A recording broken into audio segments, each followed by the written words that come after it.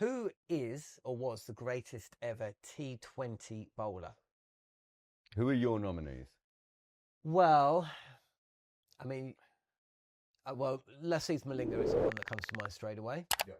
Right. I doubt there are many bowlers that have taken more wickets than Dwayne Bravo. I mean, there are no people in the world who've played more T20 cricket than Dwayne Bravo. And he's also won 2 T20 World Cups. Yeah. So I'd say he's up there. Sunil Narayan, Rashid Khan, Bumrah? Jasprit Bumrah. Although I still think of him as an Indian. So when I think of these players, I think of Dwayne Bravo wearing a Chennai top. I think of Lasith Malinga wearing a Mumbai top. I'm not sure I see Jasprit Bumrah as anything other than an India top. We did win a World Cup with them as well. Right, so you see where I'm getting at. So I think Narayan's really interesting because he starts as that weird kind of off spinner, has problems with his action, and then rebuilds himself into a different kind of bowler. Yeah, which that's never confuses existed. me as well. The other thing is that now I think of Narayan as opening the batting. Yeah. So his career is fantastic, but I don't think he quite beats Rashid Khan as a spinner. No. Dwayne Bravo has the most wickets, but has played the most games. I think he's a fantastic player, but I don't think he's the greatest T20 bowler of all time.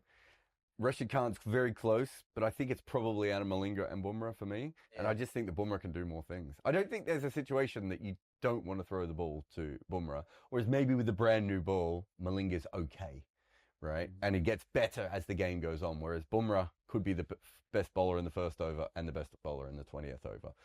I don't know what the weaknesses are of Jasprit Bumrah. He never gets hit, and he takes wickets when he needs to. And the pair of them, I've narrowed it down to Bumrah and Malinga, unorthodox. Yeah. Which confuses a batter.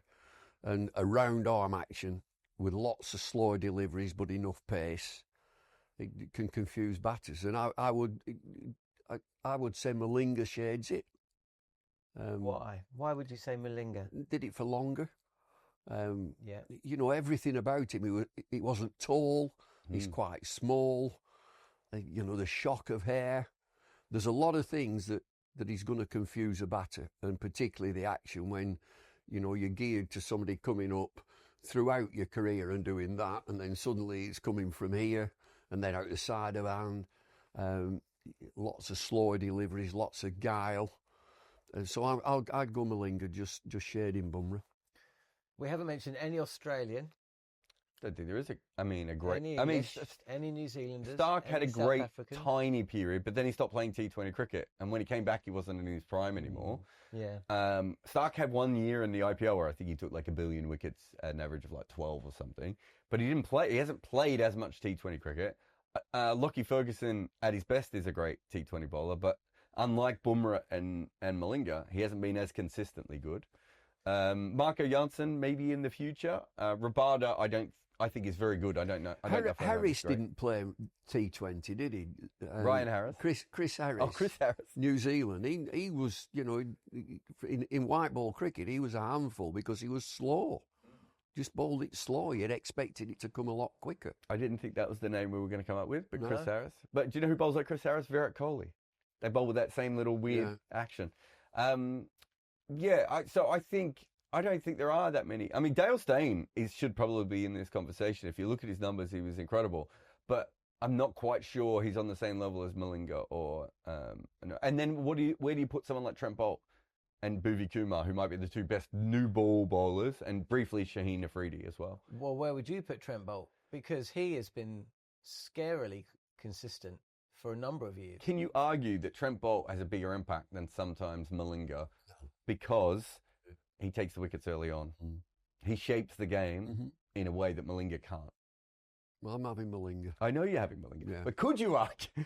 Where's Alfonso Thomas in all this? So the bowlers that you've mentioned are pretty much either unorthodox fast bowlers or they are brilliant spin bowlers. So who would be the best orthodox bowlers?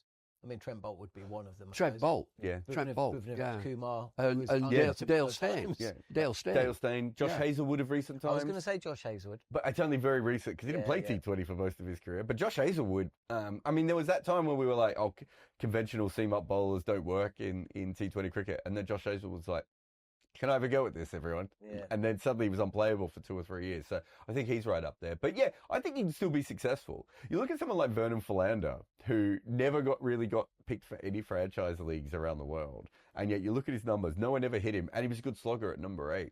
I think we maybe have overlooked conventional bowlers at times in T20 cricket.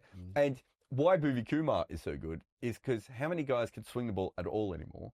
And how many guys can swing the ball in both directions? I was talking to Robin Uthappa the other day, and he was saying that, like, you look at it, that's the next big weakness in batters because everyone bowls a wobble ball now. So if you could swing the ball in both directions, and Bhuvi Kumar's been doing that for 10, 15 years, right?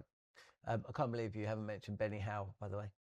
There is a bowler, of course, that we haven't mentioned who did play IPL cricket, played a little bit of T20 towards the back end of his career, Shane Warne. Oh, I thought you were going to say Michael Yardy.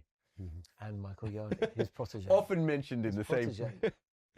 Shane, how good would he have been if T20 cricket had come? Well, he'd have 5 years earlier. He'd have accepted the challenge. He'd have loved the challenge of coming up against somebody who's hitting him. He used to love that. Well, he used to get that in Shield cricket, didn't he? You go back home and they'd all just try and smash him around. Yeah. I don't think he tried very hard when he played for Victoria, and I say that as a Victorian fan. I think if he plays T20 between 2002, 2006, when he's got the slider working, I don't know how you play him at that point because the slider looks like a leg spinner, and then if you play the leg spin, you're out bowled or LBW, and if not, he's spinning the ball sideways on you. So he doesn't have the great wrong-in that other players do, and his shoulder was gone by then, so I don't think he would have been able to bowl. And he used to talk utter nonsense. Yeah. I've got a new delivery. It just reinvented.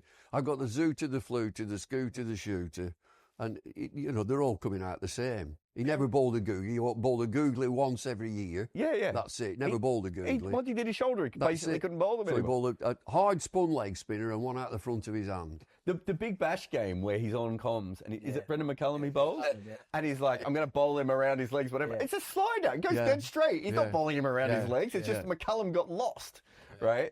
So it's all nonsense, isn't it? But no, look, he would have been absolutely brilliant. I mean, if you go through history, we never saw Pete Makram or Curtly Ambrose. Even Glenn McGrath was right. Glenn McGrath bowled in 1 year of the IPL, and he was way past his best, and no one could hit him off the square, right? So you go through history of Joel Garner. Joel Garner, it's him. I can even find a cricketer older than him. Alan Davison bowling his big left arm hoopers. Good luck hitting those in the power play, right? So there are some great bowlers that we probably missed out on. We are also giving too much bias to achievement in India. Doesn't that warp things slightly? I'm not saying Malinga and Bumrah wouldn't take wickets in Australia or England. We just gravitate to IPL, don't we? We're just looking at IPL, the Premier T20 competition. Malinga's pretty good outside of it as well, though. Yeah, well, he's from the subcontinent, though, as well, isn't he? And yeah, of course, I'm not saying that they wouldn't be good outside of India, but a lot of these, Rashid Khan, Malinga, I think in Rashid Khan's case, because of where Afghanistan are, if he didn't play IPL, we wouldn't know how good he was. We were a bit like we are in one-day cricket with him. We were like, is he as good as we think he is? Because a lot of his record is against poorer teams. Whereas once he got to the IPL, that cemented his record, right? Sunil Narayan plays a lot of T20 cricket, but I think it's fair to say he spends a lot more time preparing for the IPL. Like he didn't pass 38 in the whole year after the IPL, and he gets the IPL and he makes runs again. It's like he's like, it doesn't matter if I make runs until I'm at the IPL. That's when the money comes. So I think there is an element of that happening within players as well, and I don't think you can overlook that. But also, the IPL is 25% better than any other competition in the world. Like if you look at the talent that is available, better players. Yeah. So I think was it Gideon Haigh used to call it the quasi international tournament. It really is, isn't it? Whereas SA20, there's a big drop-off in the SA20, and I think that's quite a strong league. And the Big Bash has a drop-off as well. And the CPL was good for a couple of years. Now it's dipped a little bit. So there aren't that many other strong leagues. But I think if you look at, I think Shaheen Afridi, if he hadn't have injured his knee, would be in this conversation. His problem is his knee. But the other players, like, how many times have you looked up Trent Bolt's Georgie Pie Super Smash stats. You love calling it George. Is that what it was called? You know it isn't. It's been that for like 3 years. And have you ever tried to look up any stats for New Zealand domestic cricket on Cricket Info? Only It is the most difficult league to find any information on. The only time I ever watched it was when I was working overnights for talkSPORT, and then the games were being shown at the same time. I was really good. What is it? The Canterbury team with a really good kits? Yeah, no, they've all got retro tops. Oh, the Canterbury kits are great. Yeah, no, I'm going to get him a Canterbury top. I love it. Yeah, I love it. Anything like that.